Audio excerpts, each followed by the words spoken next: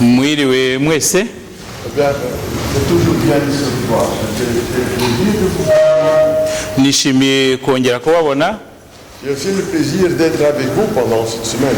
kandi nishimiye kubana namwe muri kino cyumweru. J'espère surtout que nous recevons, que nous soyons bénis quand on voit l'importance de Jésus. Kandi nkaba nizera cyane yuko tubona umugisha iyo tugenda turushaho kumenya akamaro ka Yesu. Je pense que ça va aller mieux maintenant. Hein? N'oubliez pas le sujet d'hier soir. Ntimwibagirwe icyo twarebye ejo nimugoroba. Le sujet d'hier soir, c'est Jésus qui scinde l'humanité. Navuze ko Yesu agabanya cyangwa se agabanya mo kabiri isi cyangwa se abantu. Il partage le temps. Agafata igihe nacyo akagipasura akakigabanyamo kabiri. Il donne le choix à notre vie. Noneho akaduha uguhitamo mu buzima bwacu. C'est à nous de choisir ce que nous faisons avec cette vie que nous avons reçue. Nitwe duhitamo icyo dukoresha ubuzima yaduhaye. On peut faire avec les gens du monde que vous voyez que j'ai encore vu aujourd'hui tant. Dushobora gukora nk'abo tubona hanze hirya no hino nk'uko nababonye benshi uyu munsi. Ils se promènent, ils s'amusent. Baratembera bakinezeza. C'est le plaisir. Bagashakisha ibyishimo. Et quoi demain? Ariko iyo bukeye bigenda bite? Chaque plaisir s'arrête. Ibintu byo kwishimisha bigeraho bihagarara. Qu'est-ce qui vient après? None yuko kwishima guhagaze igikurikiraho niki? Nous comme chrétiens, comme disciples de Jésus, twebwe nk'abakristo kandi tukaba intumwa za Yesu, on a ceci. Yesu yaravuze ati ndi inzira ukuri n'ubugingo nta ujya kwa data atanyuzeho cyangwa ntamujyanye. C'est là en Jean chapitre 14 cette fameuse et bien connue passage de Jésus où il dit je m'en vais mais je reviendrai. Iriya somo rirazwi cyane ryavuzwe na Yesu, yaravuze ati ndagiye kandi nzagaruka. Et Thomas, celui qui est connu comme Thomas incroyant, Thomas umwari uzwi nkaho atapfaga kwemera cyangwa byari bigoye kugira ngo yemere. Il dit mais où tu vas, montre-nous le chemin. Niwe wamoje avuga ati urajya he? Ati ugiye twereke inzira. Et Jésus lui répond ça, je suis le chemin. Nibwo Yesu yamusubizaga ati ndi inzira. Je suis la vie. Kandi ndi ubuzima. Je suis la vérité. Kandi ndi ukuri. Et on ne peut pas aller au ciel sans avoir passé par Jésus. C'est un peu le jeu qu'a voulu faire Caïn, que nous avons vu hier.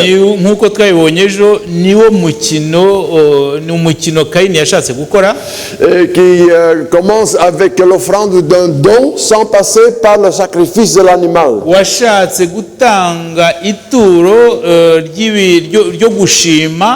Ry'ibimera atabanje gutanga igitambo cy'amaraso gishushanya Yesu Kristo. Dans tous les cas, nous devons passer par Jésus. Uko byagenda kose tugomba kunyura kuri Yesu. C'est pour ça que j'ai toute la semaine que je parle au sujet de Jésus. Niyo mpamvu iki cyumweru cyose nakomeje kuvuga kuri Yesu. Mais maintenant, il y a quelque chose d'étrange peut-être. Parce qu'un peu plus loin, dans le chapitre 16,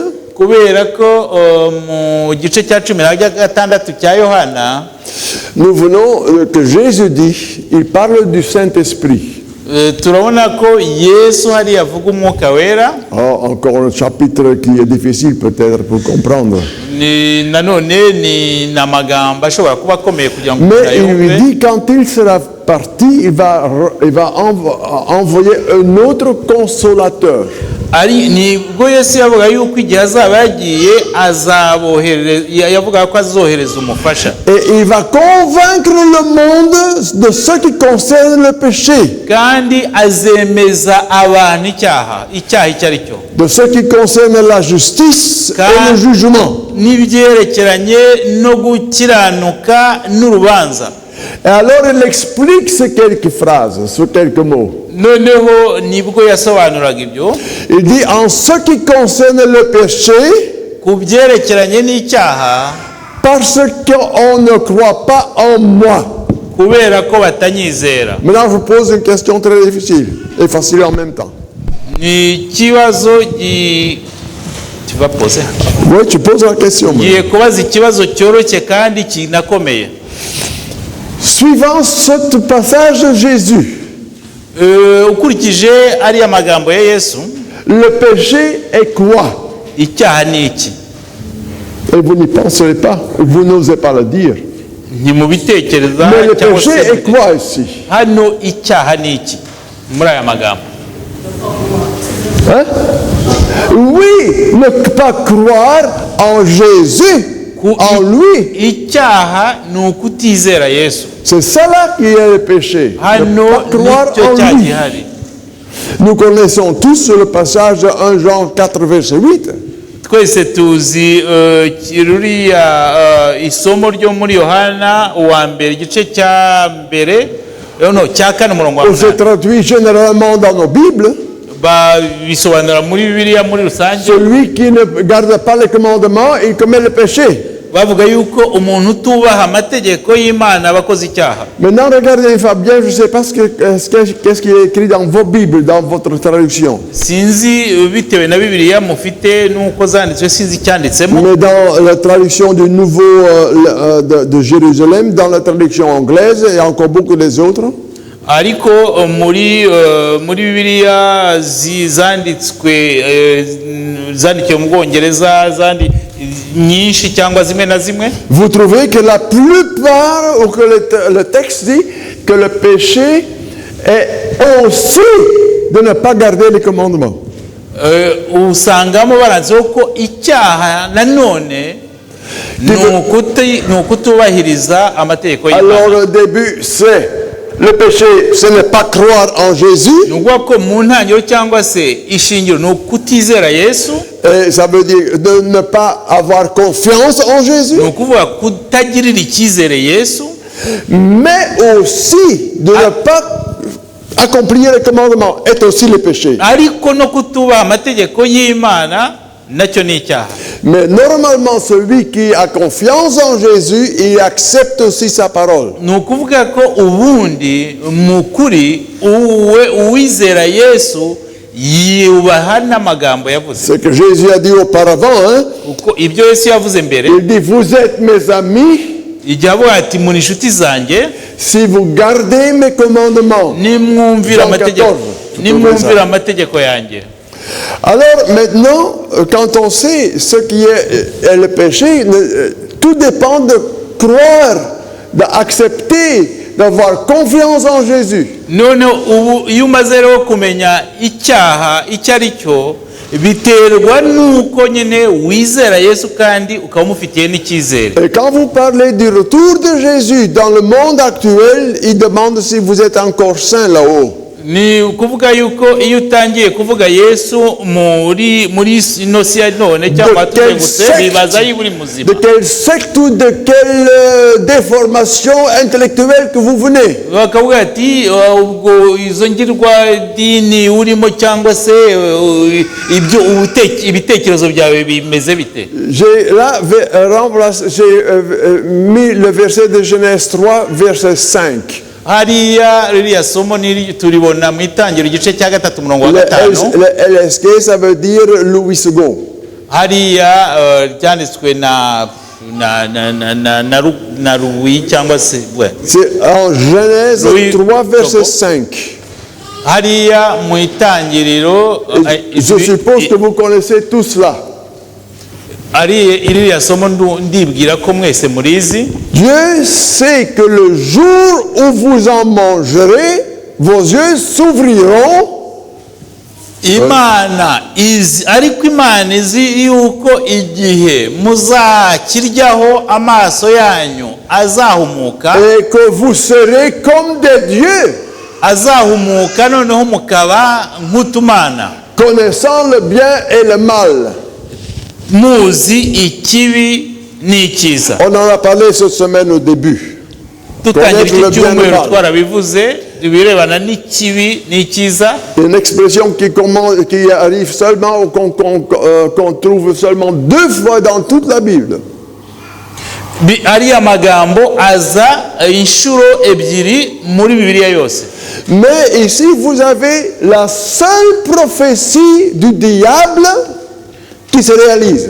Hano ni ubuhanuzi bw'Diable, ni ubuhanuzi bwa Satani bwari busohoye. Car il a dit, quand vous mangez, Kuko Satani yaravuze ngo vous serez comme des dieux. kuko Satani yaravuze ati nimurya ahubwo muzaba nk'Imana. Et notre société est arrivée au point que nous pensons d'être Dieu.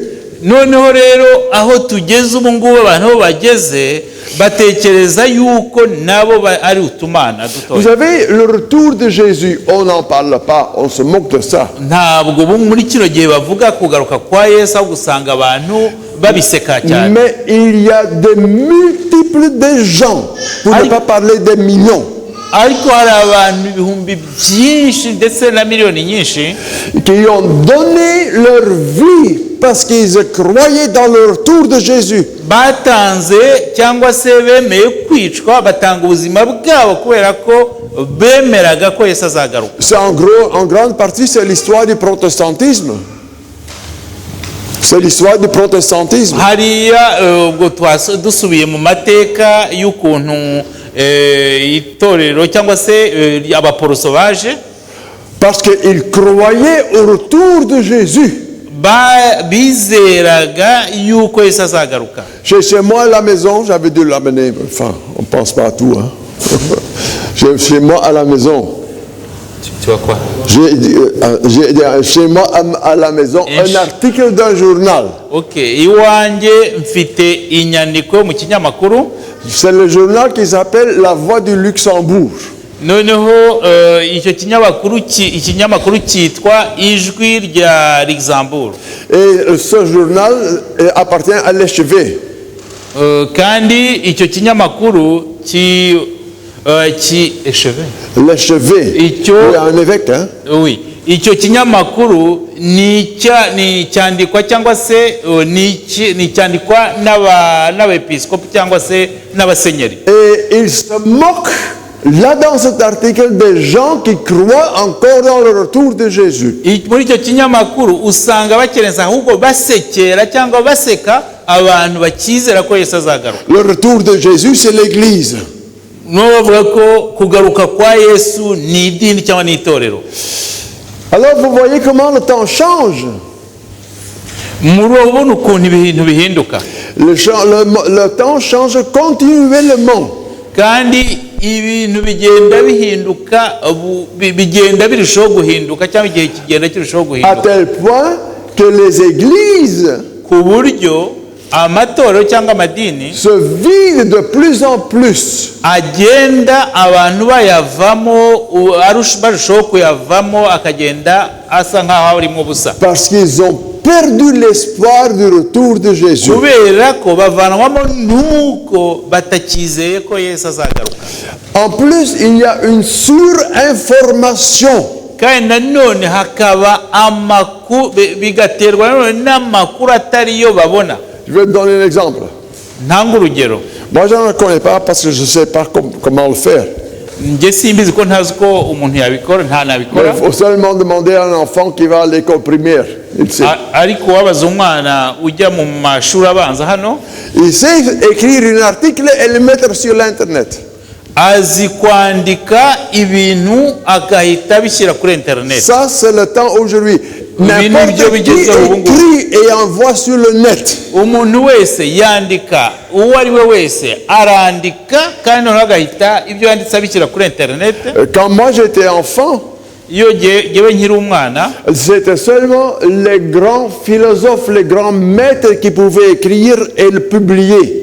abantu b'abahanga bazwi nibo bashobora kwandika icyo gihe kandi noneho barangiza bakabitangariza abantu cyangwa bakwirakwiza mu Mais bantu. maintenant, n'importe qui Ariko peut mettre, noneho buri wese arandika. peut mettre n'importe quoi sur le net et ça fait le tour du monde. Noneho rero ni ukuvuga ko n'ibyo yandika ashobora kwandika ibyo abonye byose cyangwa ibibonetse byose bigakwirakwira mu isi. Vous savez, vous voyez là comment nous devons faire attention avec tout ce qu'on voit. On est surinformé. Ni ukuvuga ko ibyo tubona byose amakuru acicikana kandi ni menshi tugomba kwitonda. Auparavant, il y a 20 ans peut-être, que j'avais un téléphone. C'était un des premiers. Mbere nari mfite telefone, Je pouvais téléphoner, j'étais très content. nashobora gutelefona kandi nkumva birampagije nkishima. Mais aujourd'hui, on peut aller sur son téléphone et vous avez tout de suite ce qui se passe à Washington. Ariko ubu ngubu ufata telefone wayifungura uwashaka ukareba ibiri kubera muri Amerika Pour ce byose, qui arrive à l'autre bout du monde.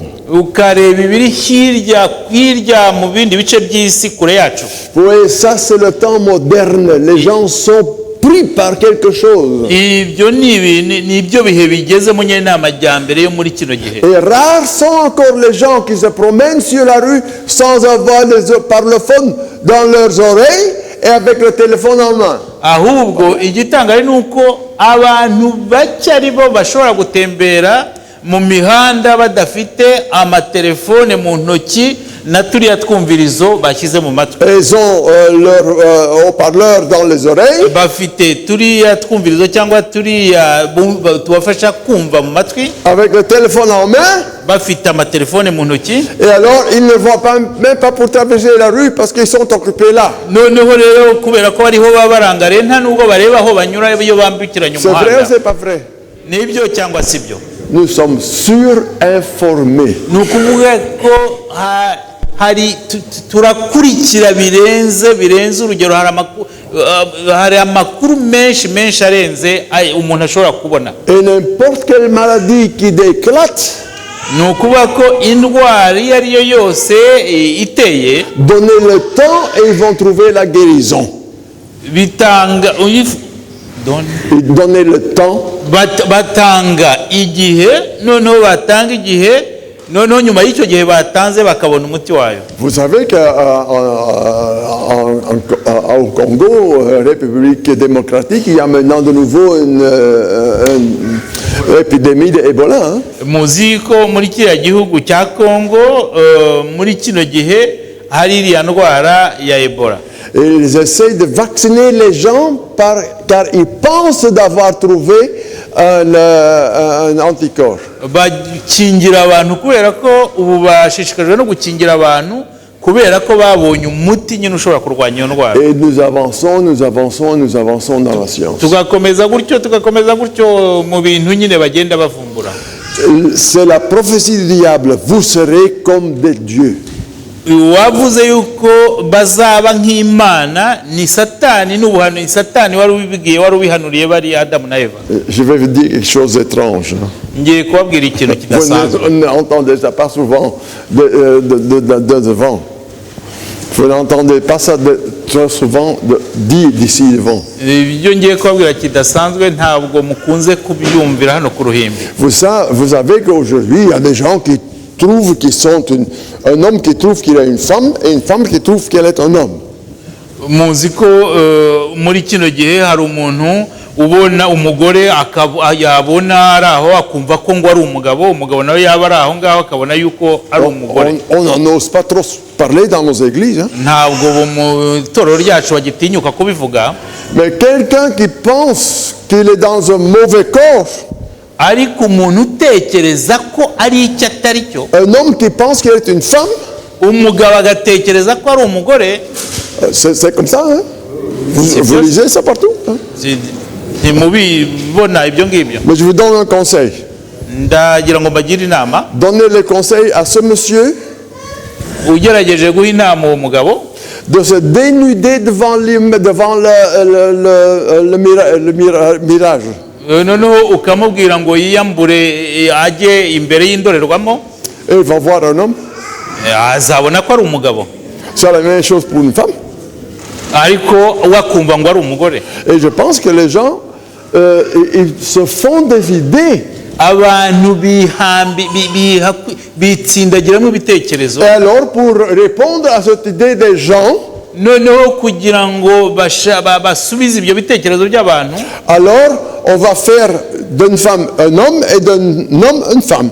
noneho bakagira gute kugira ngo ibyo bitekerezo byabo bashyire mu bikorwa, bagafata umugabo bakamugira umugore, noneho umugore nawe bakamugira Cela umugabo. est jouer Dieu. Biriya ni uguseka Imana, Et ça ne changera jamais. kandi ntacyo bizigera bihinduraho. Un homme ne peut jamais devenir une femme. umugabo ntabwo ashobora guhinduka umugore, Et l'envers non plus. n'umugore ntashobora guhinduka umugabo, Pour la simple chose kubera ikintu kimwe gusa, que le DNA, on ne peut pas changer. kubera ko ADN idashobora guhinduka, cyangwa se igikoza ayo maraso ikigize uwo muntu ntigishobora guhinduka. Un DNA ou un ADN, qu'est-ce qu'on dit en français? Je ne sais pas. Mais vous avez compris. ADN, hein? c'est comme ça. Ouais. Ça, on ne peut pas changer. Hein? ntabwo ushobora kugira ikintu kiri kikugize kiri mu maraso yawe ngo gihinduke. Tu peux avoir maintenant l'apparence d'une femme ou l'apparence d'un homme. ushobora gusa ukerekana inyuma y'uko usa n'umugabo cyangwa usa n'umugore uri umugabo, Mais votre ADN ne change jamais. ariko bimwe bikugize bikugira umugabo cyangwa bikugira umugore, byo Vous ntabwo voyez bishobora à quel guhinduka. point la prophétie du diable est devenue vraie. murabona noneho ukuntu biriya satani yavuze birimo bisohora cyangwa biri gushyirwa mu bikorwa. Je vous rappelle ce que j'ai raconté de cette semaine. ndagira ngo mbibutse ibyo navuze muri kino cyumweru, De l'homme qui allait c'est l'histoire de Nietzsche, de l'homme qui l'envoie sur le marché au plein milieu de la journée. mwibuka wa mugabo wafashe itara akagenda akajya mu isoko ku manywa y'ihangu akagenda agashaka, Avec la lumière et il cherche, il dit, où est Dieu? noneho agenda avuga ngo ko ndi gushakashaka simbona Imana, ngo Imana iri hehe. Et les gens se moquent de lui. abantu baramusetse, Oh, Dieu il est absent, il est parti pour un instant. abavuga ati no, Imana ntayiri hano, yagiye Oh, yagiye, il dort, cyangwa se irasinziriye ntayiri hano. il est sourd, ishobora no kuba yasinze il n'est pas là. ntayiri hano. Il se moque de cet homme-là.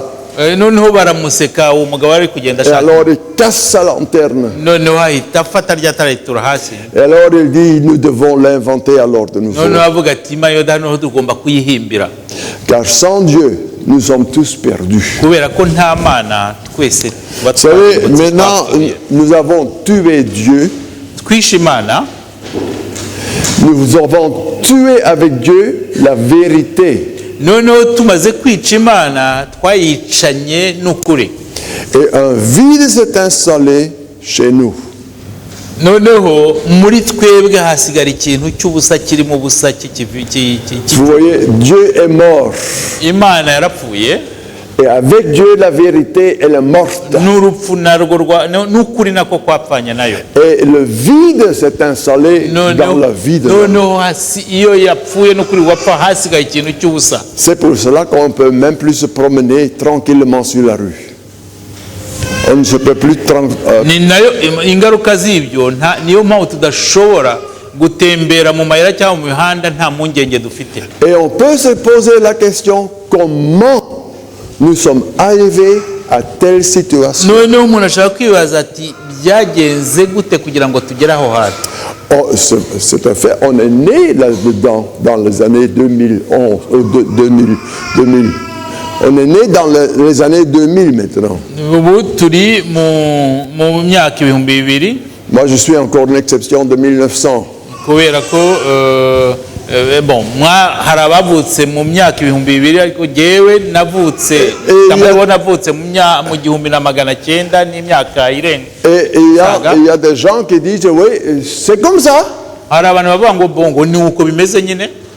Non, ce n'est pas comme ça. ariko ntabwo ari uko bimeze. C'est le monde dans lequel nous avons fait. ahubwo bimeze gutyo kubera ko ari uko twabishatse, nibwo buzima cyane, niyo si twiremeye. Et ça, c'est mon introduction. ibi yari intangiriro yanjye. J'espère que ça ne va pas être trop long, mais j'ai des choses importantes qui vont suivre. nizeye ko bitabaye ntatinze, kubera ko hari ibindi by'ingenzi birakurikira. Nous avons à voir comment nous sommes arrivés à ce point où nous sommes aujourd'hui. tugomba kureba uko byagenze kugira ngo tube tugeze muri buno buzima bumeze gutyo muri Vous kino gihe. connaissez cette image. Kiriya gishushanyo murakizi?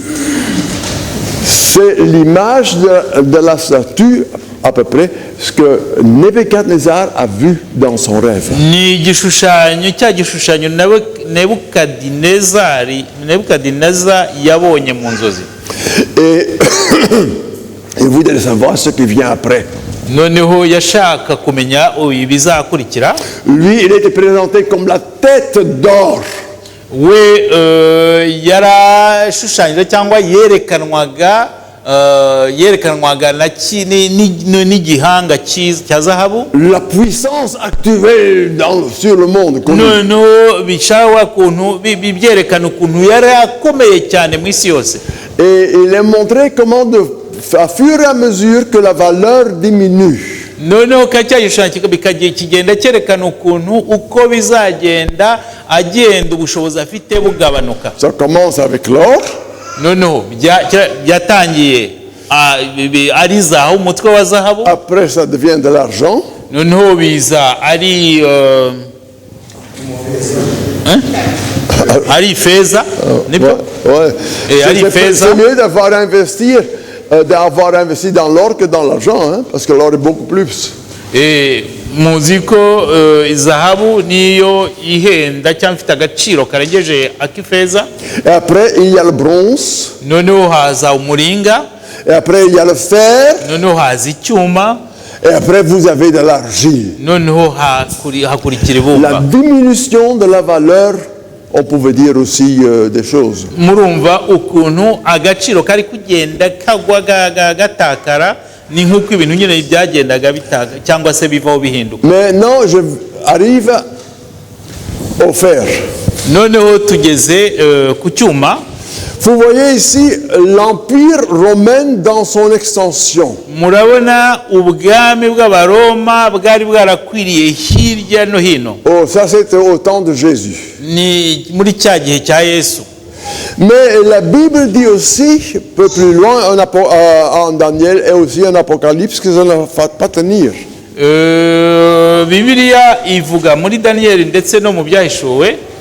Et alors, un peu plus tard, cet empire va se partager en pièces, en miettes. Buriya bwami bw'abaroma n'ubwo bwari bunini ibyo byaje kugeraho noneho bucikamwe ibice. À peu près les 10 tribus, ils vont faire couler l'empire romain. Noneho ubwoko cyangwa se ubwoko 10 bwari buyigize bwasubiranyemo noneho bugwisha buriya bwami bw'abaroma. Et alors il y a Rome qui essaye de réunir cet empire divisé. Noneho rero ubwo bwami bwari bwacikaguritsemo ibice, Roma ishaka kugira ngo ibushyire hamwe, ibubumbe, ibugarure, bongere Et c'est ibwunge. le pape dans les années 1000 jusqu'à 1500 qui envoie les croisades au Moyen-Orient. Niho mu hagati y'imyaka 1000 no mu 1500 Roma yohereje abasirikari bishyize hamwe kugira ngo bajye kurwana muri turiya duce tw'iburasirazuba, noneho bigaruriye biriya bice byari byagiye bitandukana nayo. On dit toujours qu'il y était une croisade. Bavuga yuko ari intambara bari bashyize hamwe kugira ngo barwane iyo ntambara. Commencé en 1070 après Jésus. Yatangiye mu myaka w'igihumbi 500 1070. Yatangiye mu 1070 nyuma ya Yesu. Mais ces croisades, il était 5 ou 7 qui ont duré jusqu'à l'année 1500 et tant.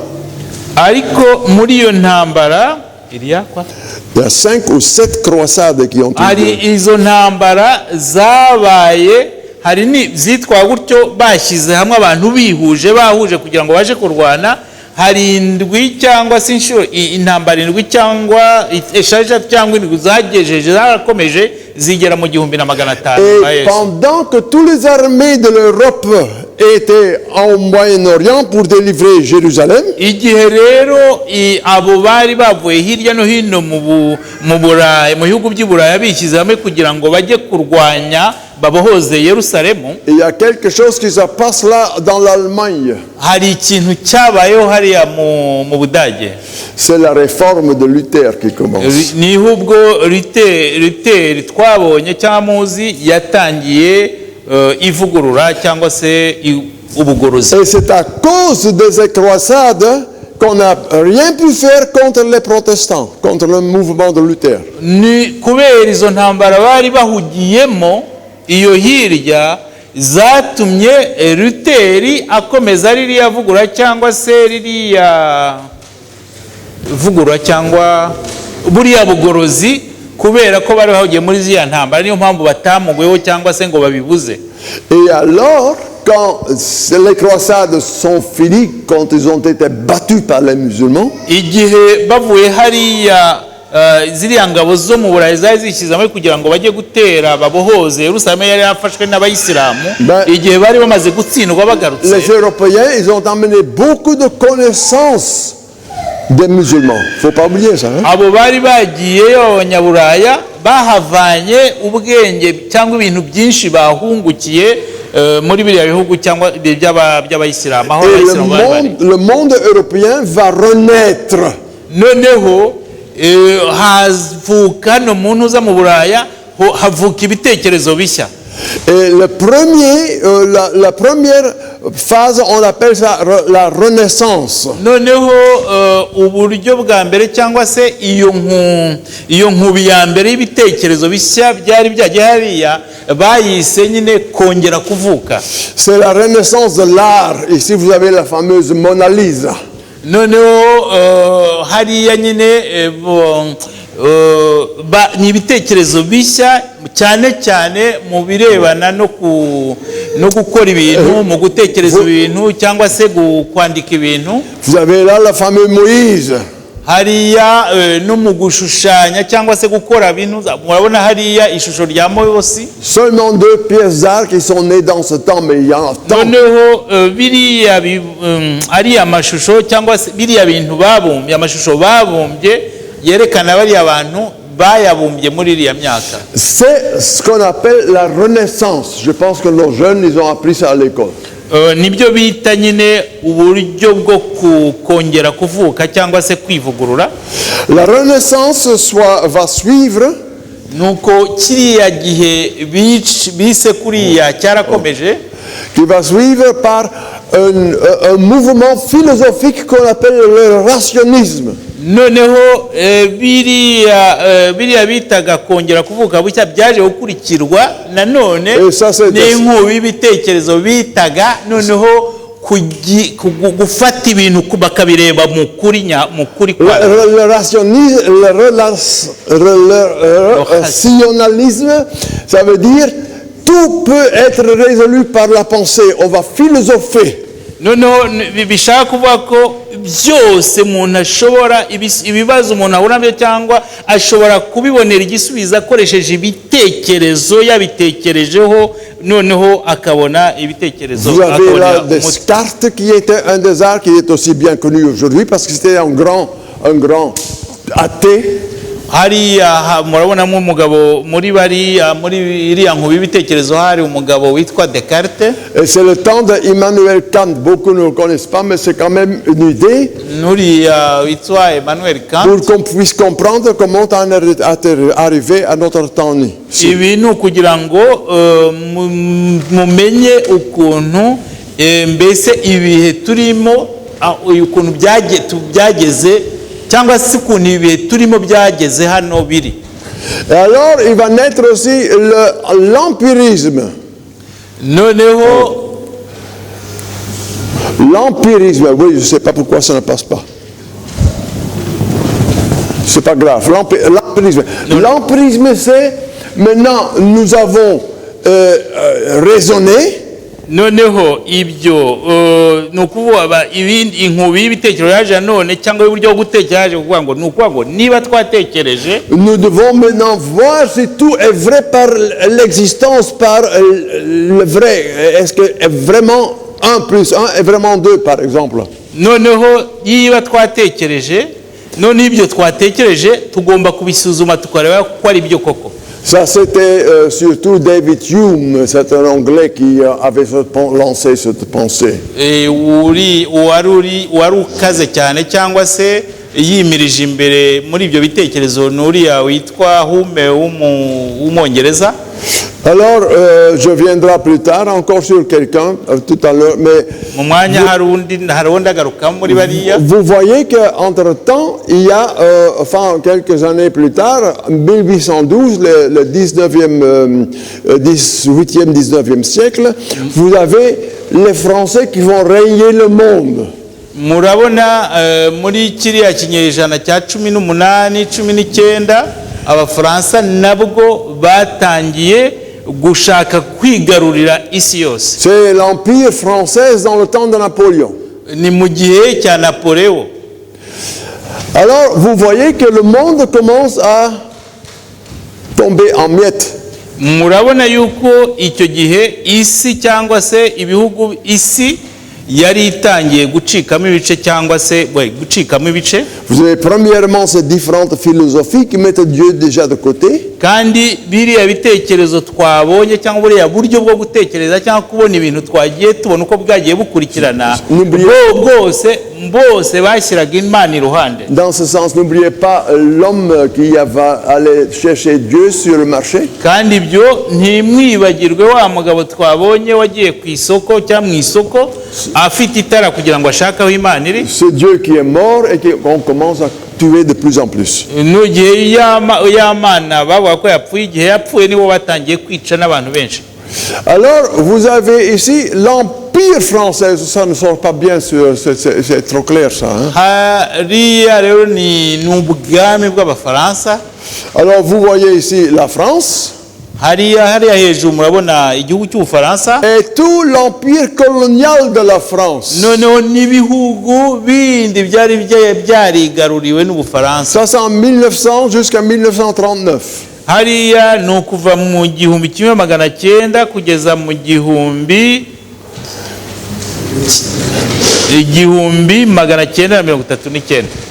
Alors vous voyez la France dans sa colonisation, bien, ni l'empire de Napoléon, ni l'empire colonial de la France s'est tenu, c'est tous tombé, c'est tous partis. Ahaba buriya bwami bw'Ubufaransa bwari bwarakwiriye hirya no hino mu Buraya bwigarurira ibihugu, haba ndetse na hariya bari barageze bafata ibihugu hirya no hino babyigarura byo muri Afurika, byose nta na kimwe cyagumyeho cyangwa kirambe, byose byavuyeho. Alors la suite, ça vous ne le savez pas peut-être, mais la suite, l'empire colonial de l'Allemagne. Hari nanone ibihugu byari byarigaruriwe n'Abadage. L'Allemagne, elle avait beaucoup de parties en Afrique. Ubudage bwari bwarafashe ibihugu byinshi muri Afrika. Non, ça c'est ici, c'est l'empire anglophone de l'Angleterre, pardon. L'Angleterre, le petit poids là, ça c'est l'Angleterre. Hari ari kwerekana hari ni n'Ubwongereza. Mais ici vous trouvez tout l'empire de l'Angleterre. Noneho biriya bihugu biri hasi byose by'icyatsi biri mu ishusho ry'icyatsi, c'est l'empire colonial de l'Angleterre. Na ibihugu Ubwongereza bwari bwarafashe bwarigaruriye. Qu'on appelle encore aujourd'hui the United Kingdom, le Royaume-Uni. Na n'ubu bakivuga ko biriya bihugu ari ibihugu cyangwa se ibihugu byiyunze by'ubwami by'Abongereza cyangwa se byategetswe n'Abongereza. Après, oui, je ne sais pas qu'est-ce qui se passe ici, pourquoi ça ne suit pas. Mais vous avez auparavant encore l'empire de l'Allemagne. Twari twavuze ubwami nanone cyangwa se ibihugu byarigaruriwe n'Abadage. Pourquoi je vous raconte ça? Kuki ibi byose ndi kubibabwira? pour que vous voyez comment la prophétie de Daniel 2 se réalise. ni ukugira ngo murebe ukuntu ubuhanuzi tubona muri daniyeli igice cya kabiri bwagiye bubaho. Les hommes pensent régner. abantu batekereza ko bagomba gutegeka. Et alors, après l'empire de l'Allemagne de Wilhelm le II, c'est l'empereur allemand. igihe uriya mwami w'abami w'umudage amaze kuvaho. Alors, vous voyez ici à peu près cet empire de l'Allemagne. nk'uko mubibona biriya bihugu hariya ni ibihugu ubudage bwategekaga. Ça, c'est l'Allemagne là. hariya kariya gatoya yerekanaga ni ubudage. Le Cameroun lui appartenait. hariya Cameroun yari iy'abadage. La côte est de l'Afrique lui appartenait. mu gace ka Tanzania nayo yari iy'abadage. ndetse n'u Rwanda n'Uburundi. Namibie lui appartenait. Namibia yari iy'abadage nayo. J'ai eu le plaisir ou le privilège de visiter ces lieux. nagiriwe ubuntu bwo gusura hariya hantu. Partout vous trouvez tel et tel soldat mort pour la patrie, pour l'empereur. noneho muri ibyo bihugu nageze musanga hari imva zihari zanditsweho ngo uyu musirikare yapfuye kandi yamennye amaraso ye kubera gukunda Mais igihugu. sans se rendre compte, tout tombe en miettes, exactement comme les deux pieds. ariko ibyo ngibyo bakabivuga batabona yuko nyine ari ibintu byashaje cyangwa byashanyaguze bitagize icyo bimaze En byavuyeho. 1914, mu 1914 il y a l'empereur allemand hari umwami w'abami w'abadage qui fait la guerre à la France et à tout le reste de l'Europe. yateye Ubufaransa ndetse atera n'ibindi bihugu byo mu Et Buraya. quand il arrive à Metz, igihe yari ageze hariya Mese, il y a une grande cathédrale aho hari kiliziya nini cyane. et il y a la statue de Daniel. noneho muri iyo kiliziya harimo kiriya gishushanyo cya Daniyeli. Et Daniel a là le livre de la prophétie dans ses mains. noneho kiriya gishushanyo cya Daniyeli cyangwa se cyagishushanyaga Daniyeli afite bigaragara ko yari afite bwa buhanuzi bwe mu ntoki. Et regardez ce qu'il va faire. murabona murebe icyo aza gukora. Il coupe la tête de Daniel noneho bahageze baciye umutwe wa kiriya gishushanyo cya et il Daniyeli. met la sienne là-dessus. noneho wa mwami w'abami ashyiraho igihanga cye. C'est lui qui règne le monde. noneho avuga yuko ari we utegeka isi. Et après, quand la guerre était finie, igihe intambara yari irangiye, les Français ils ont réétabli la statue. noneho abafaransa muri rya kiliziya yabo basubiyeho bongera babumba cya gishushanyo bagisubiza uko cyari imbere. Et ils ont ainsi inscrit Sic transit gloria mundi, qui veut dire ainsi passe la gloire du monde. noneho bandika baravuga ngo ni hano ubushobozi cyangwa icyubahiro cy'isi kinyura cyangwa giherereye. Les pieds de Daniel. noneho bya birenge de plus en plus. Maintenant, nous avons vu plusieurs choses. twabonye ibintu byinshi. Nous avons vu la renaissance, le rationalisme. twabonye bwa buryo bwo gutekereza abantu bagiye bagira cyangwa buyobora abantu muri biriya bihe. Après le rationalisme de la pensée, on va examiner l'empiricisme. noneho bageraho naho bya bitekerezo byabo bakavuga ati badutegereje katurebe uko bimeze biba bishoboka. Hume en même temps, comme il est là, hein, parce qu'il parle maintenant du scepticisme. Hume parle du scepticisme, c'est-à-dire il n'y a rien qui tient, tout est foutu. C'est un pessimiste. haza nanone hakurikiyeho buriya buryo bwo gutekereza bavuga ko ibintu byose bitagize aho bishingiye, ko ni ugushidikanya ku bintu byose biriho. Quand ils ont déjà mis beaucoup de choses en question et que Dieu est déjà très loin, quand ils ont mis beaucoup de choses en question et que Dieu est loin, igihe rero bavugaga bashidikanya ku bintu byose biriho, bakumva ko bishobora kuba bidashoboka. La suivante étape, c'est l'existentialisme. noneho hakurikiyeho nanone buriya buryo bwo gutekereza bujyanye no kuvuga ngo kubaho cyangwa se uko ibintu bibaho. Et l'existentialisme veut dire la grande question, pourquoi nous sommes là?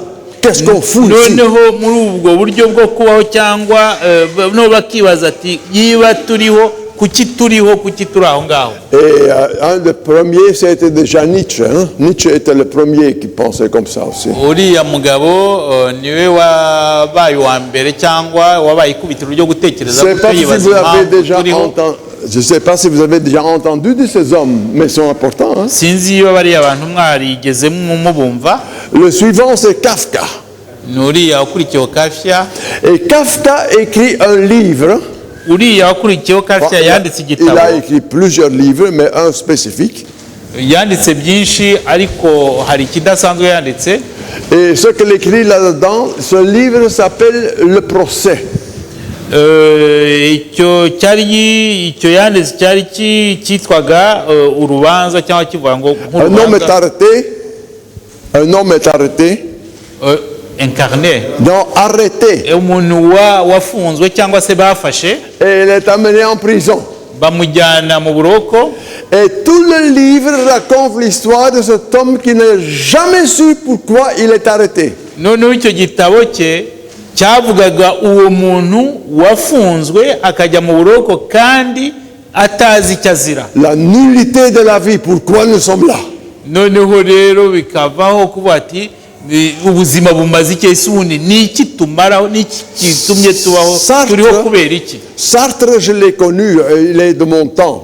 uriya Sartre wabayeho muri iriya myaka aramuzi kuko yabayeho C'est aussi yaravutse. un grand philosophe de l'existentialisme en France. ni umufaransa nawe yakundaga yari ari muri buriya buryo bwo kwibaza impamvu umuntu ariho cyangwa umuntu abaho. Et il écrit un livre qui s'appelle La fenêtre, ou la porte, pardon, la porte. yanditse igitabo mu bitabo yanditse harimo icyitwaga urugi. C'est une grande maison, c'est une sorte d'hôtel. L'histoire raconte un hôtel. noneho muri icyo gitabo yanditse harimo inkuru nyine yavugaga Les gens entrent dans inzu l'ascenseur y'icumbi.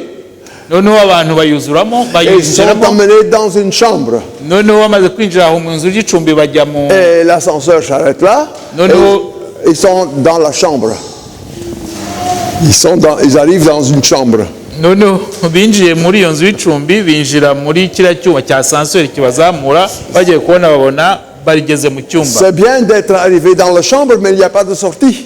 noneho bageze muri icyo cyumba babura umuryango wo kuba basohoka. Vous voyez ce qui veut dire existentialisme? Il n'y a pas de sortie, nous sommes là, nous on fout de nous et il n'y a pas de sortie. noneho bashaka gusobanura nyine kuriya kwibaza impamvu umuntu ariho. Après le dernier, c'est Camus. Vous avez noneho entendu parler de ce genre-là. hagakurikiraho uriya Albert Camus. Et Camus, il va écrire un livre qui s'appelle La peste. noneho uriya Camus yanditse igitabo acyita icyorezo. Et il vit en Algérie, en Alger. Et lui, Camus, c'est-à-dire l'histoire se passe en Alger. noneho mu byo yanditse mu gitabo cye avuga ko byabereye muri kiriya gihugu cya Algeria. Et là, en Alger, il y a la peste qui se développe, qui se propage. noneho la peste ni la peste ntabwo ari mugiga. no mugiga ni meningite. noneho ni oya ibibembe nireba bo tukita icyorezo. icyorezo nibyo byiza. noneho yavuga ko kiriya cyorezo cyateye hariya cyateye muri Algeria. C'est la peste, la maladie qui donne des bulles noires. Hein, donc ni ubushita cyangwa se ubuheri qui est porté par les rats. ubwo buheri akenshi murabuzi ibiheri cyangwa se ubushita. Et Camus raconte qu'il n'y a pas de médecin. noneho muri icyo gitabo Camus yandikaga avuga ko icyo cyorezo cy'ubushita nta muganga wigeze uboneka ngo akivure. Et bientôt la ville elle est coupée de tous les entrées. Noneho rero icyo gihe bahita igihugu bagifunga ntihagire usohoka ntihagire n'uwinjira. Et il arrive à la fin qu'il n'y a personne qui sort. noneho ageraho avuga yuko muri icyo gihe nta muntu wabashije gusohoka muri icyo gihugu. Ça c'est l'existentialisme. Biriya yashaka gusobanura cyangwa ajya muri bya bindi ashaka kwerekana la vie qui n'a rien à donner, qui n'a pas de sortie. Kubera ko ubuzima ntacyo butanga, kuko iyo burimo ubona ntaho bujyana umuntu, ntaho wabusohokeramo. Et c'est dans ce temps-là, ni muri kiriya gihe, de ces grands philosophes-là, avant, yabariya bahanga, mais qu'il y a le suivant empire qui se développe. noneho nyuma y'abaye bahanga nibwo hongeye kuza igihugu kinini cyane, cyangwa se igihugu kigarura ibindi byinshi. Et j'ai maintenant, pour vous montrer la vitesse, ndagira ngo mbere kuntu byihuse. J'ai 77 ans, vous pouvez bien le savoir. Hein? Hari ibihugu 70. Oh, non. Alors, tout ce que vous allez voir, vous pouvez aussi l'oublier. Hein? Non, vous avez 77, 67, non, 77. Quoi? Désolez-moi. Ah. Igifaransa cyo nticyoroshye. Mais vous pouvez oublier ça, c'est pas important. Mfite imyaka 77. Mais c'est pour que vous pouvez suivre comment ça va en vitesse aujourd'hui. Ariko ndagira ngo mwumve ukuntu muri ino minsi byihuta cyane. Vous avez le nazisme avec Hitler.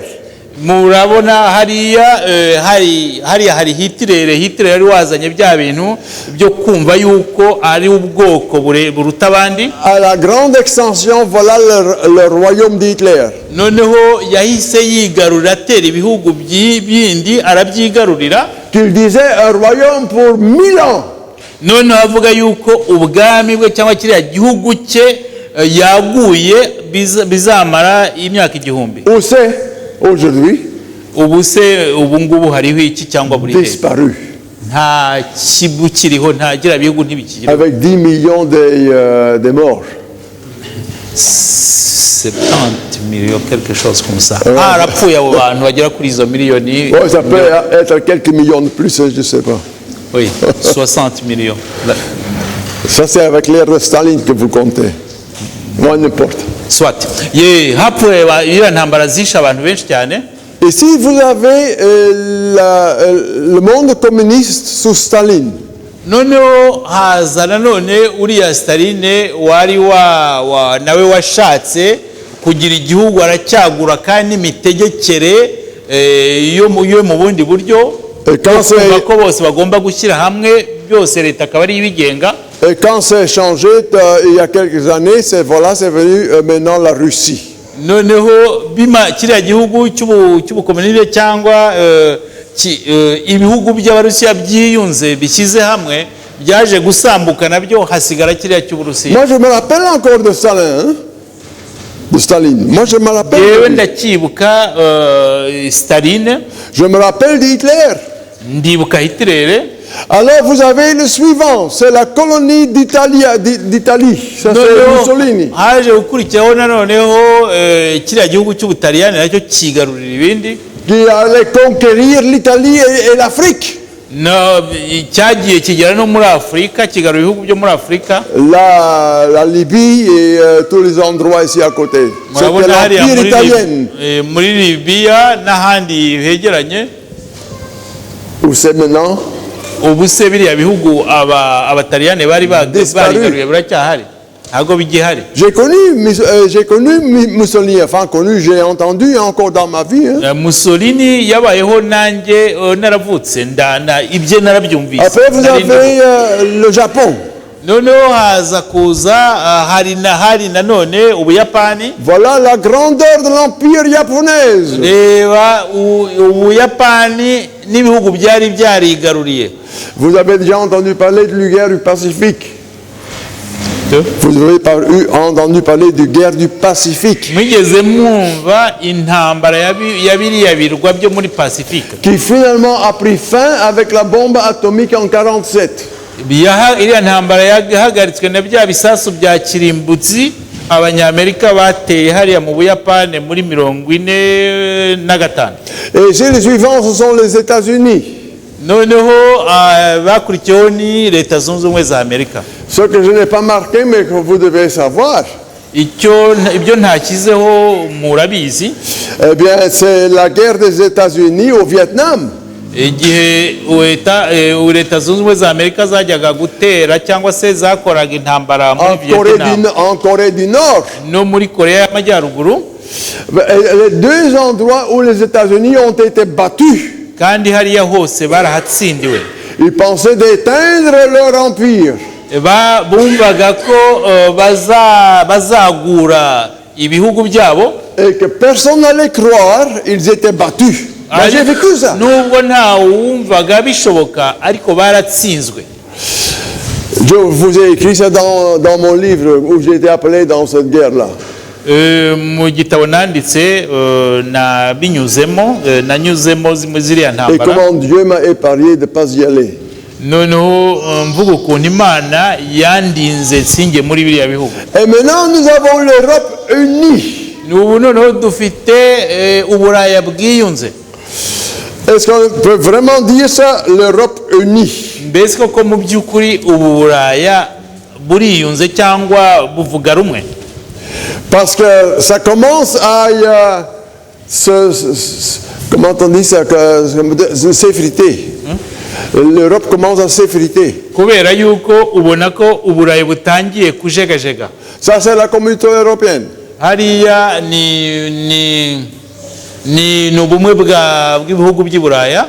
Mais vous savez ce que se passe depuis longtemps maintenant qu'on discute sur le Brexit. Muzi ibyo bamazemo iminsi bavuga cyangwa se bahangayikishijwe n'uko Ubwongereza bugiye kuva muri Leta ziyunze z'i Buraya. Et qui devient une grande blague. L'Angleterre veut quitter et ils ne peuvent pas, ils ne veulent pas. Noneho nabo ugasanga nabyo birasekeje, Abongereza bashaka kuva mu bihugu byunze by'i Buraya ariko nabo ntibabishobora. Je ne suis pas un bon prophète, hein, peut-être. Ngewe ntago ndi umuhanuzi mwiza ahari, Mais je pense que ça devrait se réaliser suivant Daniel chapitre 2. ariko byashoboka ko bizagerwaho dukurikije ubuhanuzi bwo muri Daniel wa kabiri. Et ceux qui sont un peu sur la liste qui se font entendre, c'est la Pologne et c'est la Hongrie. Noneho hari kiriya gihugu cya Polonye, hari na Hongria. Qui veut suivre encore, on ne sait pas. Kuko ubu Polonye irashaka naho kuvamo na Hongria irashaka kuvamo, noneho umuntu akibaza ikindi kizakurikira. Et à la fin de tout ça, dans ce dernier temps, ce que moi j'ai vécu, qu'une vie humaine a vécu. Njyewe nabayeho ubuzima bw'umuntu nyine ugomba kubaho. Avec l'existentialisme, avec tous les ismes. Mais isme, tu peux oublier, il y a le suivant, c'est le postmodernisme. Noneho ibyo tugezemo ni iterambere ry'urwego rwo hejuru. Vous avez déjà entendu parler du postmodernisme. Mwigeze mwumva bavuga nyine ibigezweho kuri birengeje bigezweho. Quand les autres, ils ont essayé de détruire la foi en Dieu.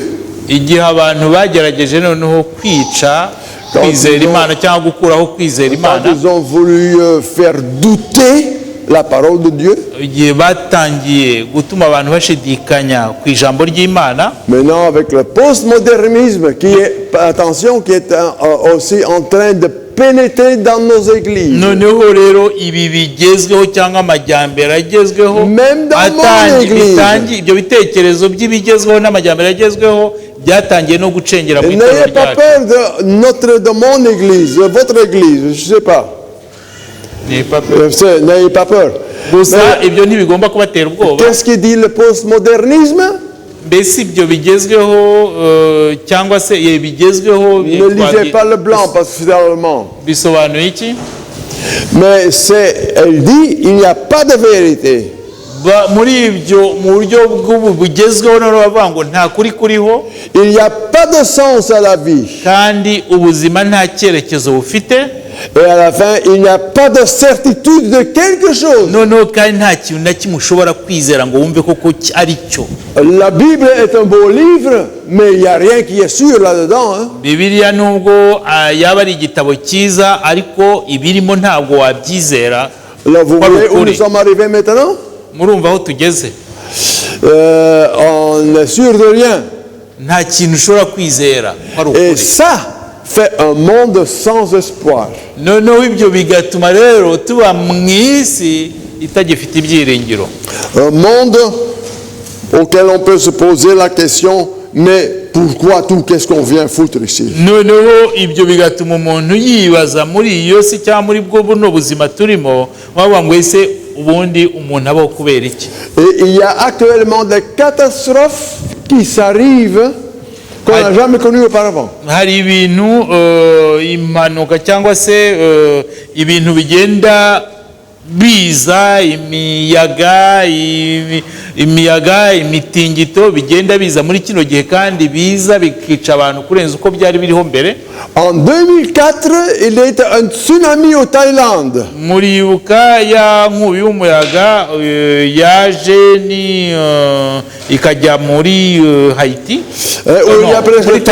muri Thaïlande iriya bise tsunami, où il y a presque 250 000 personnes qui sont mortes. kandi hariya hapfuye nibura ibihumbi 250. Et il n'y a personne qui savait ce que c'est un tsunami. Nta wari uzi ko umuyaga umeze gutyo bise tsunami wabagaho. J'étais par hasard un des peu qui savait ce que c'est un tsunami. Je ne pouvais même pas le croire que ça est arrivé. Nari umwe muri bake bari bazi umuyaga uteye utyo. Et maintenant, il y a des tsunamis couramment. Noneho rero iyo miyaga imeze ityo noneho yariyongereye iriho rwose yabaye ikintu gisanzwe. Il y a des explosions de volcans couramment. Noneho biriya bavuga by'ibirunga biruka ni byinshi biraboneka hirya no hino. Il y a dans ce monde une épidémie l'un après l'autre qui arrive. Noneho hakaza iriya cyajamane nakoresheje ahubwo hakaza noneho ibyorezo bigenda byisukiranya hirya no hino. Auparavant c'était le HIV, mbere yari sida, oui, le sida, oui.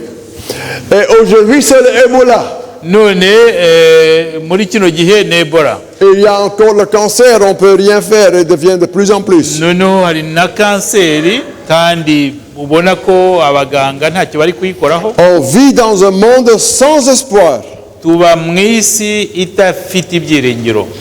Et c'est là que nous, on a, et que moi, j'ai un message pour ce monde. Niyo mpamvu noneho njyewe nawe dufite ubutumwa twageza ku isi. Avant d'aller à cette image, je vais encore vous passer celle-ci. Ndagira ngo c'est difficile à lire. Hein? Venez lire ici, mon frère. Venez lire ici. Paul qui écrit à Timothée.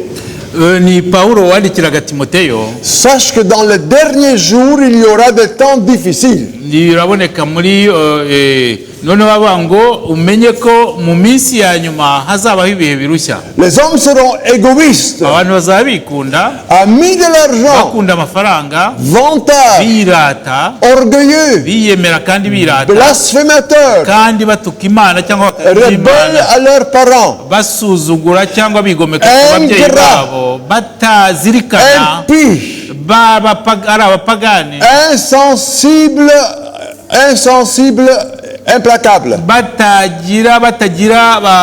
badashobora kubabazwa n'ibiba handi cyangwa ntacyo bibakozeho, violents, cruels, ari abanyamahane kandi bica, ennemis du bien, banga ibibi, traîtres, bagambana, emportés, aveugles par l'orgueil, kandi ugasanga barahumishijwe n'ubwirasi no kwikira hejuru, amis de Dieu, amis du plaisir plutôt que de Dieu. Aho bagakunda ibibanezeza, ibashimisha aho gukunda Imana. J'ai lu ce texte à un monsieur lequel je donne des études bibliques. Nigeze gusoma iri somo ndisomera umuntu nari ndi guha kwigisha Bibiliya. Il me demandait, nibwo yambazaga, Monsieur Cool, quel journal vous avez acheté ce matin? noneho wavuga ati ibi wabisomye mu kihe kinyamakuru? Ça, c'est le temps moderne. Murumva ibyo ibintu nk'ibyo ni imitekerereze ya kino gihe tugezemo, aho kumva ko avuga ngo yabikuye mu kihe kinyamakuru. Un temps sans espoir. Igihe kitakigira icyizere. Un temps où les gens n'ont plus rien à perdre, si vous voulez. Mbese aho abantu batagira ikintu batinya cyangwa bitayeho, bumva mbese ko byose ari ubusa, nta bumva ko byose ari kimwe. Au moins ils pensent. Hano ariko bagatekereza. Et vous voyez avec ce verset la pierre qui tombe en bas sur les pieds. Murabona ryabuye muri Daniel wa kabiri, ryabuye ryaje rikagwa ku birenge.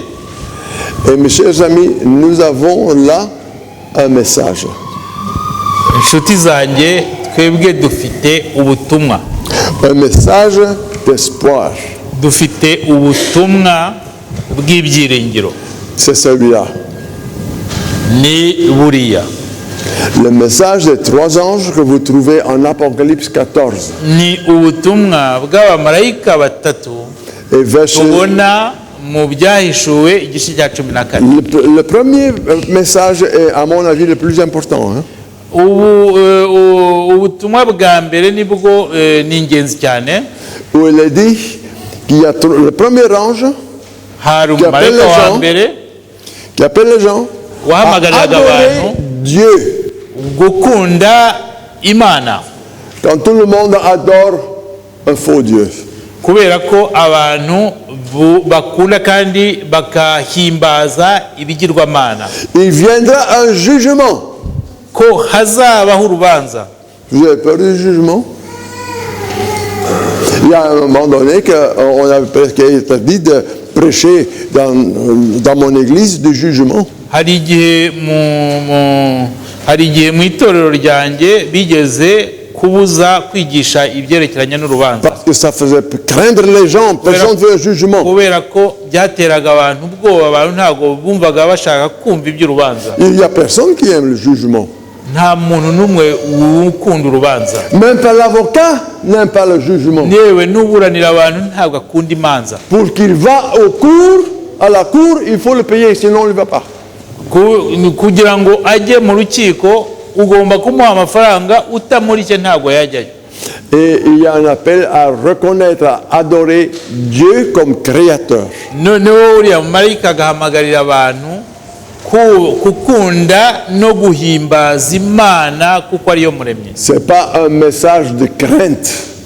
Ntabwo ari ubutumwa bw'ubwoba cyangwa bwo gutinya. Mais c'est le message qui dit maintenant le temps est accompli. Ni ubutumwa buvuga ati igihe kirageze. Et bientôt la pierre va toucher les pieds. Kandi bidatinze ryabuye rigiye kumena ikirenge. Mes chers amis, nous ne pouvons pas oublier ça. Ntabwo ibyo tugomba kubyibagirwa nshuti zanjye. Le jugement n'est pas un jugement, mais il apportera la justice. Quand la Bible parle d'un jugement, il parle de la justice. Noneho Bibiliya ivuga gucibwa kw'imanza ariko nanone kurenganura abantu. Et ça, c'est que je pouvais appeler le message de la vérité présente. Noneho ubutumwa mbabwira ni ubutumwa bw'ukuri kwa kino gihe. Quelle était la vérité présente pour Noé? Noneho kuri Nowa ubutumwa bwa kiriya gihe cye bwari ubuhe? Parce qu'il y a des gens qui posent cette question, c'est quoi la vérité présente? No, hari abantu bavuga ngo ubutumwa bw'iki gihe ni ubuhe? Vous n'avez jamais posé cette question? Vous avez peut-être eu des discussions à ce sujet. Alors, quelle était la vérité présente pour le temps de Noé?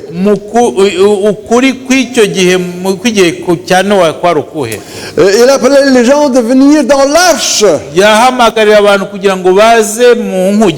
Il prêchait un jugement, mais aussi le salut.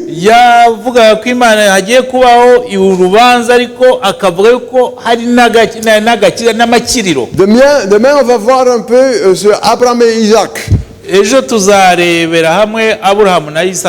Quelle était la vérité présente pour Isaac? ukuri ko muri icyo gihe cya Isaka kwari ukuhe? Vous savez ce que c'était? Muzi icyo ari cyo? C'était l'obéissance. Kwari ukubaha, kumvira. Vous pouvez vous imaginer que Dieu lui dit, mais va te sacrifier ton fils? Muribaza Imana ibwiye Aburahamu ati genda utamba umwana wawe. Est-ce que j'ai bien compris, Seigneur? Yari kwibaza atariko Tu m'as promis un fils et maintenant Imana numvise neza wabwiye ngo uko wampaye uzampa umuhungu. je l'ai eu à 100 ans, maintenant tu veux que je veux le consacrer? Namubyaye mfite imyaka 100 none uragira ngo njye Alors la kumutamba. vérité présente pour Abraham, None ukuri kw'icyo gihe kwa cy'Aburahamu ça fut l'obéissance. kwari ukumvira. Quelle était la vérité présente pour le temps de Jean-Baptiste? Ukuri ko mu gihe cya Jean Baptiste kwari ukuhe? C'est quand les gens attendaient un Messie national. Ni igihe abantu bari bategereje Mesiya uzazira igihugu. Jean prêche un Messie personnel. Noneho Yohana we yabwirije Mesiya w'umuntu ku giti cye, wa buri muntu ku giti cye. On doit faire attention, ce n'est pas parce que j'appartiens à une église que je vais être sauvé.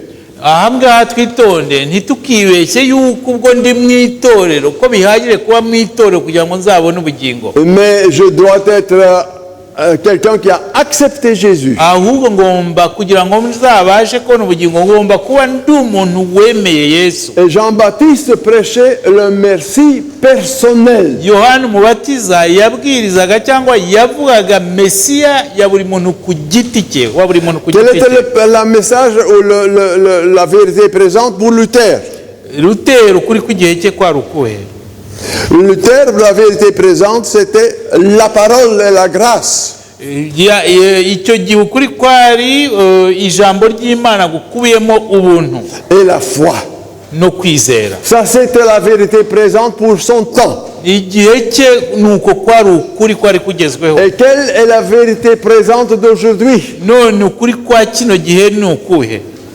Vous voulez le savoir? Murashaka kubimenya? C'est Apocalypse 14, Ni 8 à 13. ni ibyahishuwe 14. Le message des 3 anges.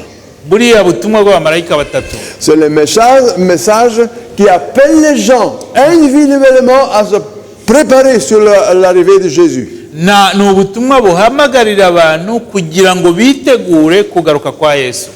Les gens veulent leur propre vérité. Abantu barashaka ukuri kwabo bivaniyemo. Pour eux, c'est beaucoup trop difficile de parler de la création en ces jours. Kuri bo biragoye kugira ngo umuntu yumve, kugira ngo bumve ko Imana yaremye isi n'ibirimo byose mu minsi 6 que de parler en milliards d'années. Aho kugira ngo bibe noneho ko Imana yaremye ibiri ku isi mu myaka myinshi, miliyoni myinshi. Et que tout a commencé du rien. Kandi byose bikaba byaravuye ku busa. Et qu'on est arrivé à voir maintenant se développer, on est là. Mais de quoi? Noneho umuntu akagenda ibintu bikagenda bihinduka kugira ngo bikagera no ku muntu w'ubu ngubu turibo. J'ai une fois discuté avec quelqu'un. Nigeze kuba nganira n'umuntu. Et vous avez rencontré alors la question tout le temps qui revient. Noneho mpura n'ikibazo abantu bakunze kubaza. Et c'est toujours et avant. Noneho babaza ati noneho se imbere yaho habaye iki, imbere yaho habaye iki. La Bible dit que tout le début est en Dieu. Et Dieu vient d'où? Noneho yiba Bibiliya ivuga ko mbere hariho Imana yo yavuye he? Soyons honnêtes. Reka tuvugishe ukuri. Je ne sais pas. Njyewe simbizi. Ça me dépasse. Birandenze. Seulement, je lui ai posé la question alors la suivante. Gusa uwo muntu namubajije ikibazo. D'où vient l'univers? Noneho ibi bituzengurutse isi tuzengurutse avuye he? Silence complète. Arahita aceceka. Je ne sais pas. Aravuga ngo ati simbizi. Oui, on est 0, 0, 1, 1. Noneho avuga ati rero twese turatsinzwe cyangwa se turatsinze. C'est beaucoup plus simple de croire dans un créateur quand je vois l'être humain biranyoroheye kwizera umuremyi iyo mbona ikiremwa muntu que de croire au hasard. aho kugira ngo nizere ibintu byo mu cyuka bidafite aho bishingiye. J'ai un chien à la maison. Mfite Un chien ou un chat, c'est comme vous voulez. mfite imbwa cyangwa se injangwe mu rugo. Et alors, il y a des fois qu'il vient voir dans son assiette s'il y a quelque chose parce qu'elle a faim. hari igihe iyo ishonje iza kureba iyo hari ikintu twayishyiriye mu Et isahani. ma femme dit alors, ah, oui, il faut faire de la nourriture pour le chien. noneho umugore wanjye akavuga ati ni ugukorera ibiryo imbwa cyangwa injangwe. Et je lui dis souvent, mpunze kumubwira attendez un peu, ça va venir. itegereza gato biragerwaho. Quand moi je suis venu par hasard, le chien peut aussi attendre jusqu'à ce que ce soit là par hasard. niba njyewe noneho naraje gutya nguye gutya ntaho nturutse n'imbwa nayo yagombye gutegereza ibiryo nabyo bikaza ntaho biturutse. Et dans tout ça, n'oubliez pas que le diable résiste la vérité. ariko Résister, il ne veut pas que ça arrive. ariko icyo tugomba kumenya ni ukumenya yuko satani adakunda ukuri cyangwa adashaka kwemera ukuri. Vous avez, c'est comme, j'avais dû montrer ça, c'est comme vous avez fait un point noir, un point qui est la vérité. ni nkaho wafata akadomo k'umukara k'ukuri wakita ukuri. Et tout autour de cette vérité, il y a une barrière qui a été faite par le diable. noneho ukakazengurutsa umupaka ku buryo ntawe ukarenga. Parce qu'il ne veut pas que la vérité sorte. kubera ko satani wakazengurukije uwo mupaka ntashaka ko ukuri gusohoka ngo kugere ku bandi. Nous vivons dans le temps où la vérité est tenue prisonnière. tubaho mu bihe twageze mu bihe ukuri kwafungiranwe ku buryo kudashobora gusohoka. Et pour terminer ceci, kugira ngo ibi mbirangize, vous avez jamais entendu parler de Dawkins? Dawkins, oui, c'est un anglophone. Hein? uwo mugabo witwa Dawkins w'umwongereza mu gihe hari uwaba yaramwumvise. Dawkins est le plus grand athée qui peut jamais exister. uyu mugabo Dawkins w'umwongereza ni umuntu uhakana Imana kurenza abandi bose babaye. Celui qui a écrit ce grand livre que Dieu n'existe pas. niwe wanditse igitabo kivuga ngo Imana ntibaho. Et un jour, il était en discussion sur la radio. umunsi umwe yari ari mu kiganiro kuri radiyo avec l'évêque de l'Angleterre. noneho ari kumwe na musenyeri wo mu Bwongereza. Et alors cet évêque lui pose la question. noneho uwo musenyeri amubaza Monsieur Dawkins, amaze ati bwana Dawkins, vous connaissez le livre L'origine des espèces? noneho ese uzi igitabo kivuga aho abantu n'ibintu byavuye byakomotse? Il dit bien sûr je connais ce livre. ndakizi icyo gitabo. Mais alors ce livre a un deuxième titre. noneho icyo gitabo gifite indi nyito ya kabiri. Il dit vous connaissez le deuxième titre de ce livre? noneho aramubwira ati ese icyo gitabo uzi ukundi kuntu cyitwa? Et le deuxième titre de ce livre que lui il cherchait ne connaissait pas. iyo nyito yindi ya kabiri icyo gitabo uwo mugabo atarazi, qui dit la préservation des races et la lutte pour la vie. noneho avuga ko kugira ngo abantu ibintu bibashe cyangwa ibyo bintu bibaho ibiremwa bibashe kubaho bigomba kurwana kugira ngo bitazimira cyangwa se bitazima. Dawkins cherchait et n'arrivait pas. ariko uwo mugabo Dawkins ashaka ukundi byitwa arabibura. Et alors il dit brusquement, il dit à monsieur l'évêque, nibwo yagize acyabwira uwo musenyeri, oh mon Dieu, je n'arrive pas à le trouver. navuga ati ntabwo nibwo avuga ati mana yanjye rwose sindi kubibona.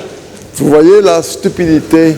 urabona ubwo bugori ubwo buswa. Dieu est le plus grand. Imana niruta byose. Malheureusement, la vérité, elle est morte Gusa birababaje ko ukuri kwapfuye. dans notre société. Ariko kwapfuye hano mu bantu tubamo mu bantu. N'oubliez jamais qu'elle est en Jésus. Ntituzigere twibagiwe yuko ukuri kuri muri Yesu. Et quand le Seigneur a dit, il reviendra, il reviendra. Niba Nyagasani yaravuze ko Yesu yaravuze ko azaza. Et le Seigneur, il est ressuscité. Kandi Yesu yarazutse. Même quand on vous prend ça comme un blagueur, que Jésus est ressuscité. Niyo wafata nkaho ari urwenya ukavuga yuko kuba Yesu yarazutse ukabifata nkaho ari urwenya. Mais c'est pour cela qu'il est Dieu. Ariko arakomeza akaba Imana. Maintenant, pour terminer une histoire. Reka ndangirishe inkuru. Oh, je vous ai retenu longtemps. Hein? Nabatindanye. Vous connaissez, je ne sais pas si c'est déjà une fois raconté ici. Sinziba iyo nkuru cyangwa icyo gitekerezo nakibabwiye hano. C'est l'histoire de Pierre Gine. Pierre Gine, c'est son nom. Purgé. Pierre Gine, Pierre. De Pierre, allez, appelez, de Pierre. Et ni ibuye. Et Pierre, là, c'est un Norvégien. Ni izina. Uwo mugabo witwa Pierre wo muri Norvège. C'est un jeu de théâtre. Noneho ni umukino w'ikinamico qui s'appelle Pierre Gine. Witwa gutyo Pierre G cyangwa Petero G. Et Pierre, il a perdu toute sa fortune. Noneho uwo mugabo uvugwa hariya Petero yataye umutungo wose. Il y a seulement encore sa mère qui est vivante. Noneho asigarana nyina wari ukiriho. Et il dit à sa mère, je vais découvrir le monde, je pars dans le monde pour faire du fortune. Il dit, je pars dans le monde noneho nibwo yabwiraga nyina ati ngiye mu isi pour faire de la fortune. Kugira ngo ngwize umutungo. Et alors il s'en va. Aragenda. Il passe à travers la France. Anyura mu Bufaransa. Il traverse la Méditerranée. Ayambukira nyiri nyanja ya Méditerranée. Et alors il arrive en Alger. Noneho agera mu gihugu cya Algeria hari Alger. Je ne sais pas si vous le savez. Sinzi wamubizi. Mais on parle toujours du commerce de l'esclave pour les États-Unis. Usanga bavuga icuruzwa ry'abacakara bakabivuga gusa mu gihugu cya Amerika. Mais toutes les grandes villes de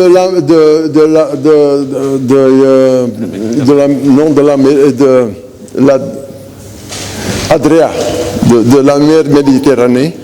Ariko iriya migi yose minini ikikije iriya nyanja ya Méditerranée. C'était des grands commerçants des esclaves. Bacuruzaga abacakara. Et le plus grand de ceux-là, c'était les Turcs. Noneho abari babizobereyemo cyane babikoraga cyane kurenza abandi n'Abaturuki.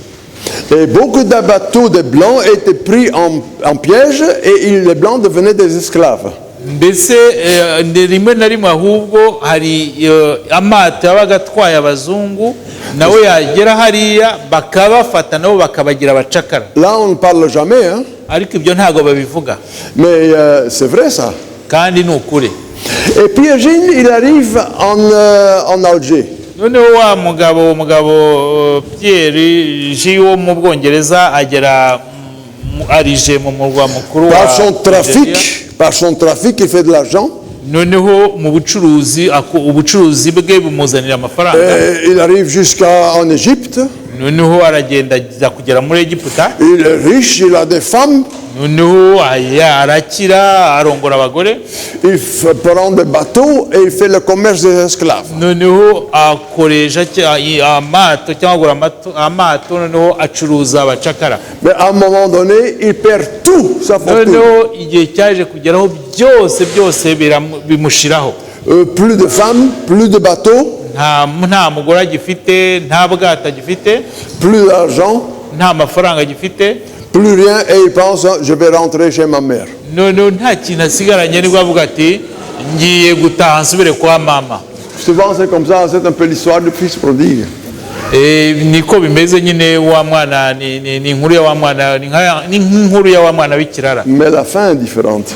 Ariko iherezo rye riratandukanye. Et quand il arrive, sa mère, elle est pauvre aussi, il n'a rien. Igihe yari ageze kwa nyina, nyina yari umukene nta kintu yari Et il afite. commence à réfléchir. Noneho nibwo yatangira gutekereza. Et prend un oignon. Un oignon, tu sais ce que c'est? Noneho nibwo yafataga igitunguru intoryi urutoryi no. Les femmes connaissent des oignons. Hein? On te dit c'est dans la cuisine et vous pleurez. Hein? Voilà. Et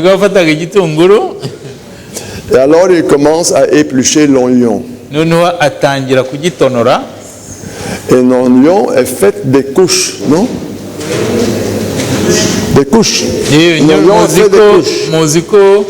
Biriya bishishwa bigiye bigerekerana il enlève la première couche, noneho akuraho igihu cya mbere, deuxième couche, cya kabiri, troisième couche, cya gatatu, quatrième couche, cya kane, et l'oignon commence à devenir très petit. Noneho cya gitunguru uko agenda akuraho biriya bihu noneho kiba gitoya. Et à la fin de l'histoire, il trouve qu'il n'y a même pas un noyau dans un oignon. Noneho ageze aho abona noneho ahubwo nta n'urubuto ruri mu gitunguru. Et alors il dit, c'est ça ma vie. Noneho nibwo yafataga umwanzuro avuga ati ubuzima bwanjye ni ubu ngubu. Il n'a rien qui reste. Nta mu buzima bwanjye nta na kimwe gisigaye. Que votre vie ne soit pas comme un oignon. Que votre vie ne soit pas comme un oignon. Ubuzima bwanyu nizere ko ubuzima bwanyu butaba nk'igitunguru. Vous pouvez faire ce que vous voulez, mais ayez Jésus en vous. Mukora ibyo mushaka byose ariko Yesu abinyambere. Il y a beaucoup de choses qu'on fait mal dans la vie, qu'on fait faux. Bibi umuntu akora mu buzima. Mais quand vous avez Jésus en vous, il y a toujours le moyen de revenir. Ariko iyo mufite Yesu muri mwebwe, il est suffisamment grand pour n'importe qui vous êtes, n'importe ce que vous avez fait. Yesu arahagije ibyo wakora byose aho anyura hose. De nous pardonner et de nous prendre comme ses enfants. Aba yiteguye kutubabarira kandi akadufata nk'abana be. Et bientôt il sera à la porte. Kandi bidatinze araba ari ku rugi. La pierre est en train de tomber. Hein? Ibuye ryabuye ririmo rigwa. Je vous ai montré même dans une seule vie humaine tout ce qui peut arriver l'un après l'autre. Nababwiye ukuntu mu buzima bw'umuntu umwe bwose bishobora kubamo. Que nous soyons prêts pour le rencontrer. Twitegure kugira ngo tuzahure nawe tuzamusanganire. Que le Seigneur vous bénisse et qu'il vous garde. Imana ibahe umugisha kandi barinde. C'est ma prière pour chacun de vous. Iryo sengesho ryanjye muri no mugoroba. Amen. Amen. Mana yacu. Merci que tu es notre Dieu, que tu es notre sauveur. Turagushimye cyane ko uri Imana yacu kandi ukaba uri umukiza wacu. Ô Seigneur, que nous pouvons avoir le courage de sortir de cette barrière.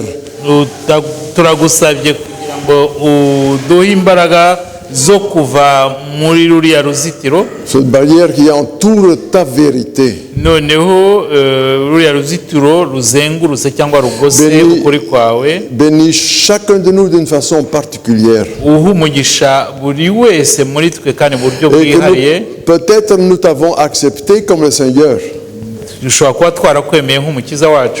Seigneur, mais que nous pouvons de nouveau renouveler cette acceptation que toi tu es le maître de nos vies. Kugira ngo udufashe tubashe kuvugurura umubano wacu nawe kandi tumenye yuko ari ugomba gutegera ubuzima. Que ce message ton retour qui soit bientôt, que nous pouvons pas craindre de le dire aux gens. Kandi buriya butumwa bwawe buvuga yuko ugiye kugaruka vuba udufashe twe gutinya kubibwira abantu. Mais que nous savons que tu seras là bientôt. Kandi tumenye yuko ugiye kugaruka vuba. Tous les signes le montrent. Ibimenyetso byose birabyerekana. Et que ces signes montrent sur toi. Kandi ibimenyetso bikwerekana. Et que ta grâce et ton amour et ta paix nous accompagnent tous les jours. C'est ma prière en ton nom. ni ryo sengesho ryanjye mu izina ryawe. Amen. Amen.